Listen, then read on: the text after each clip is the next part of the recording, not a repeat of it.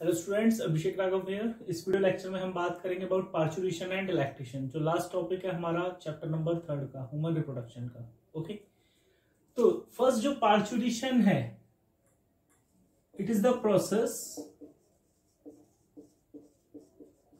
Of removal of fully developed baby out of the mother uterus at the end of gestation period. At the end of gestation period. That is known as parturition. उसे हम क्या कहते हैं? Parturition कहते हैं, और अपनी English language में हम उसको मेनली डिलीवरी कह देते हैं, नॉर्मल भाषा में। ओके, जो प्रोसेस है parturition, it is a neuro endocrine mechanism. किस तरीके का है ये? न्यूरो एंडोक्राइन मैकेनिज्म है, यानी कि नर्वस सिस्टम भी इन्वॉल्व है और यहां पे एंडोक्राइन सिस्टम भी इन्वॉल्व है। ओके, होता क्या है इस केस में? Signal, the signal are released from the fully developed fetus and placenta, which causes जो क्या कॉज करेगा? Uterine contraction, which causes mild uterine contractions.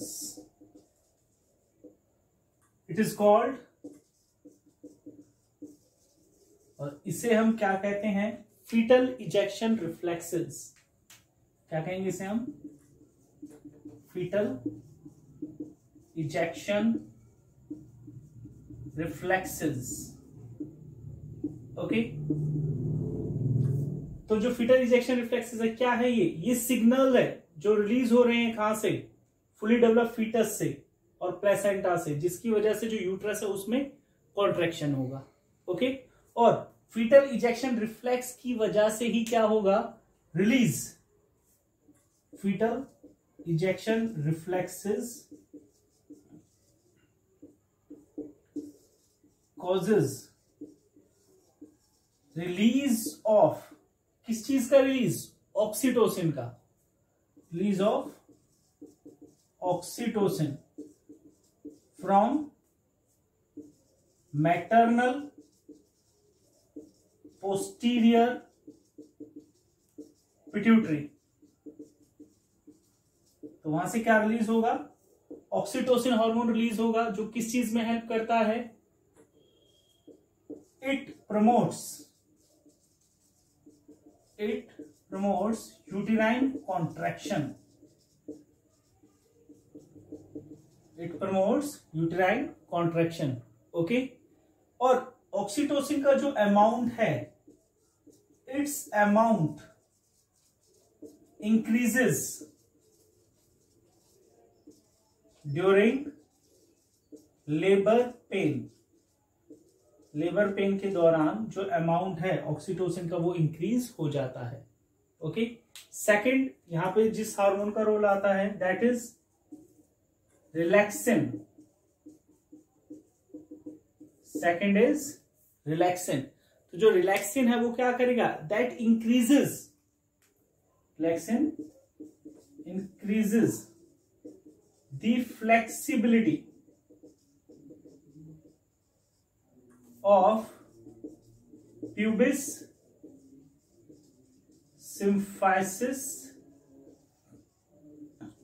And ये इंक्रीज करेगा फ्लेक्सिबिलिटी प्यूबिस सिम्फाइसिस की, साथ के साथ सैक्रोकोकिगियल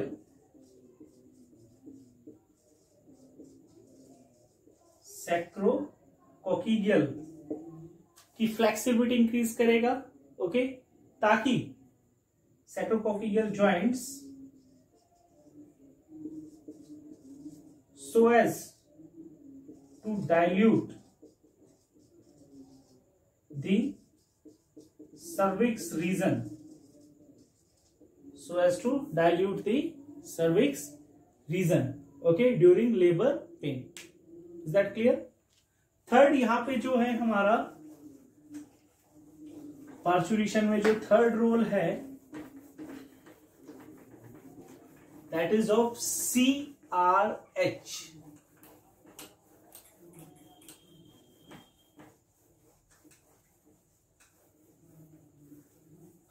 जो थर्ड है दैट इज CRH. और जो CRH हार्मोन है that is corticotropin. Corticotropin releasing hormone. Corticotropic releasing hormone कहां से रिलीज होता है? From placenta. Okay, it act as clock. It act as clock for the child birth. ये clock के तरीके से काम करता है किसमें? चाइल्ड बर्थ के दौरान. और यही डिसाइड करेगा timing, decides timing of child birth. Okay, तो अगर CRH का लेवल हाई है, हाई लेवल ऑफ CRH, तो उसकी वजह से क्या होता है? Premature delivery. ओके, और अगर इसका लेवल लो है, लो लेवल है CRH का, ओके, तो delivery after due date. Delivery after due date, जो डेट दी हुई है उसके बाद होती है फिर delivery. Is that clear? Okay, next इसमें आता है हमारा जो स्टेजेस हैं, stages in parturition. Stages in parturition, जो स्टेजेस हैं पार्चुरेशन में. Is that clear? फर्स्ट है stage of dilation. Stage of dilation. Okay, तो यहां पे एक फ्लो चार्ट की हेल्प से हम इसको लर्न कर लेते हैं. ओके, तो स्टेज ऑफ डायलेशन क्या है?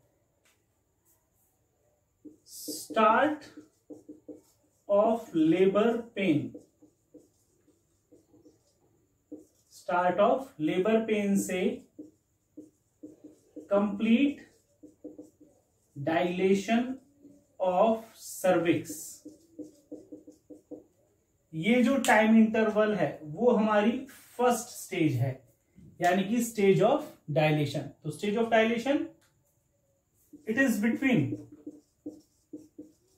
Between start of first labour pain to complete dilation of cervix. To complete dilation of cervix. तो ये जो है that is stage of dilation. Okay, कितने टाइम का होता है? 6 to 12 आवर्स. कितना है? 6 to 12 आवर्स.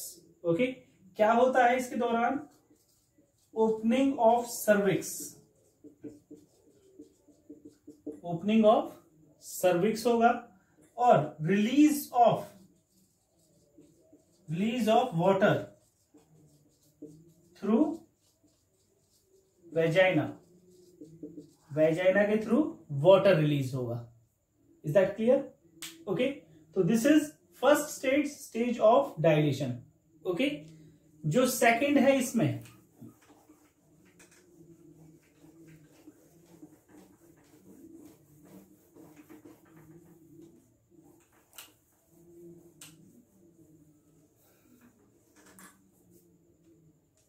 जो सेकेंड स्टेज है that is stage of expulsion, stage of expulsion.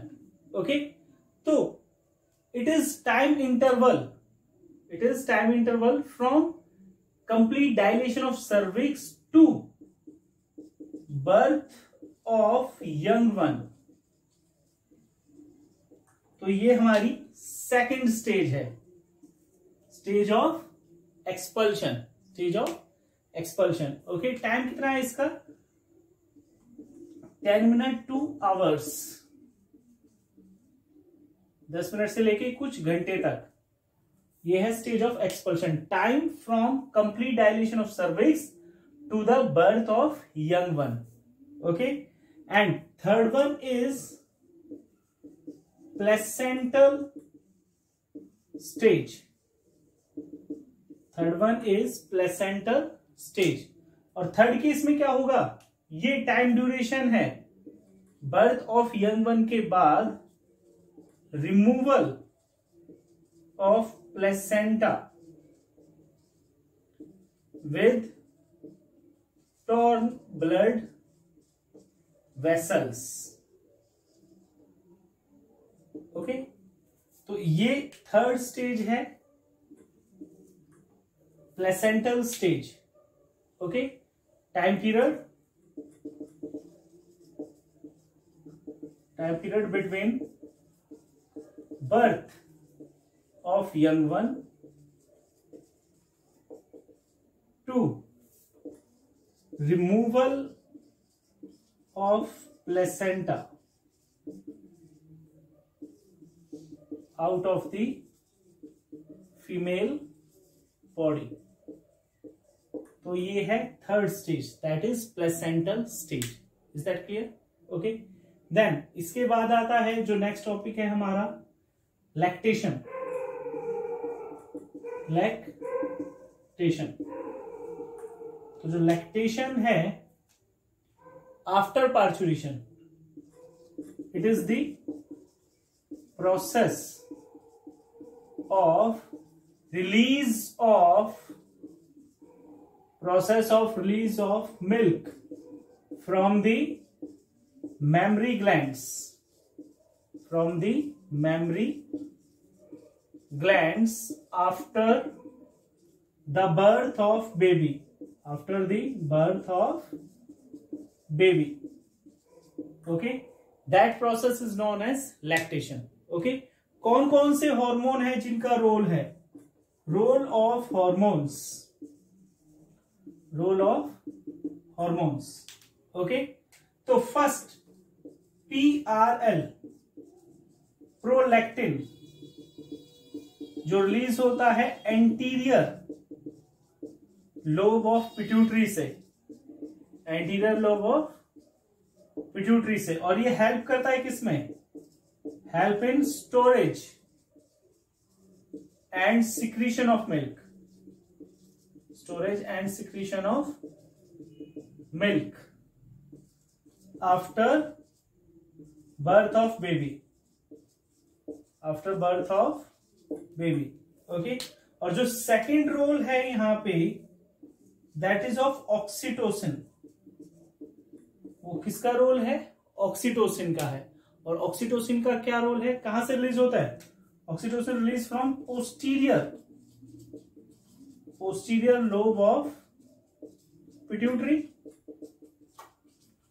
Okay, कहां से रिलीज हो रहा है? पोस्टीरियर लोब ऑफ पिट्यूटरी से रिलीज हो रहा है। और किस चीज में हेल्प कर रहा है? Ejection of milk, ejection of milk, milk के इजेक्शन में हेल्प कर रहा है। ओके, और जो मिल्क रिलीज हो रहा है उसकी बात भी बहुत जरूरी है यहां पे।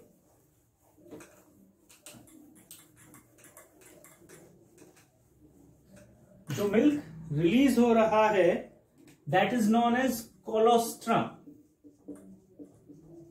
Colostrum. Okay, first milk yellowish in color, rich in proteins, और कौन सी protein? लैक्ट albumin,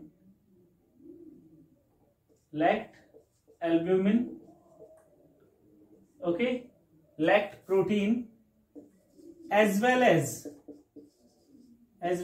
IgA, immunoglobulin A, जो प्रोवाइड कराता है, which provide passive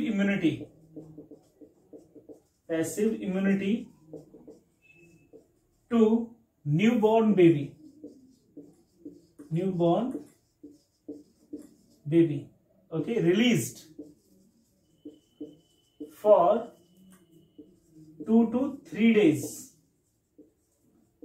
after parturition के 2-3 दिन तक होता है ये रिलीज, ओके। तो उसे हम कहते हैं कोलोस्ट्रम, और ये बहुत बेनिफिशियल है जो यंग वन है उसके लिए। और इसीलिए जो breast feeding is necessary for infant या न्यूबॉर्न बेबी लिखना है, newborn baby. Is that clear? Okay, ये जरूर याद रखेंगे कि ये किस में रिच है, IgA में। Okay, done, thank you.